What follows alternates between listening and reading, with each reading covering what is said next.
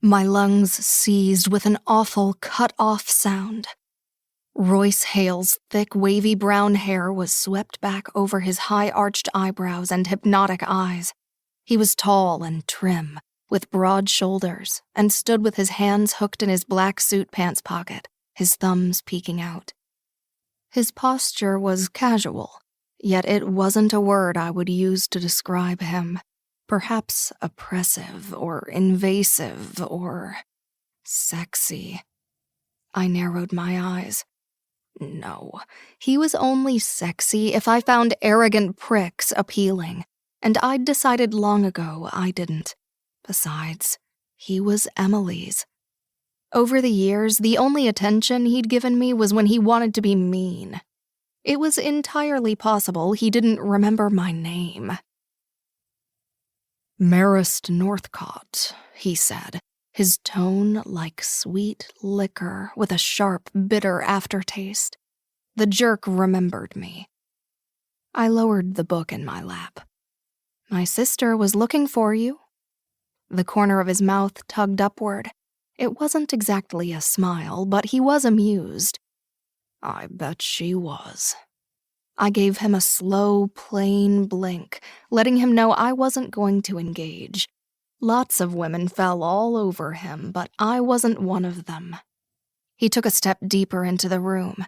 The tie around his neck was the same green as his daddy's money, and the knot at his collar was askew.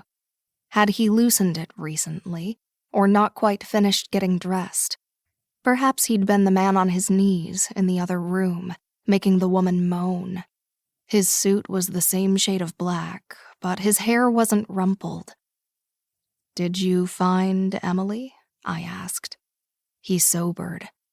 Something ghosted through his eyes, but it was gone too fast for me to recognize the emotion. Yeah. The single word carried an unmistakable finality to it. This was something he didn't want to discuss. Instead, all he did was trap me with the gravity of his gaze. This was what I remembered most about him, how he'd stare intensely. He didn't break eye contact, didn't flinch. He peered at you as if it were only a matter of time before he discovered all your secrets. Everything you tried to hide or were ashamed of, he'd find it. His scrutiny always forced me to look away first. I had to run before he learned just how exposed I felt around him. He'd take it as an advantage and somehow exploit it. He was so comfortable holding my gaze too long, staring into the depths of me. Like me, he typically said whatever he was thinking. Honesty was a great trait, until it wasn't. Too much of it, and it cut painfully deep. As acute as his stare was, I tried not to wither. "Congrats on your MBA," I said flatly. He waved my insincere pleasantry away like it was an annoying fly. "It must be some book to have you hiding up here."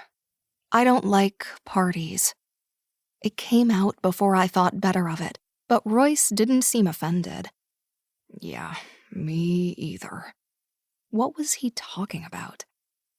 "Do you know how many times my sister snuck home after curfew from one of your parties? If you don't like them, why'd you throw so many?" He considered my question. "The bigger the party, the more freedom I had." He grinned. "Half the time I wasn't even here." He'd revealed it like a secret, and an unwanted thrill shot through me. If this wasn't widely known, why would he share it? Everything in Cape Hill was about being elite and exclusive. Money was easy to come by, but power was harder, and knowledge was its own form of currency. "What are you reading?" His question was simple, but a demand nonetheless. His father was the king of Cape Hill, which made Royce a prince, and I was merely a subject in his castle.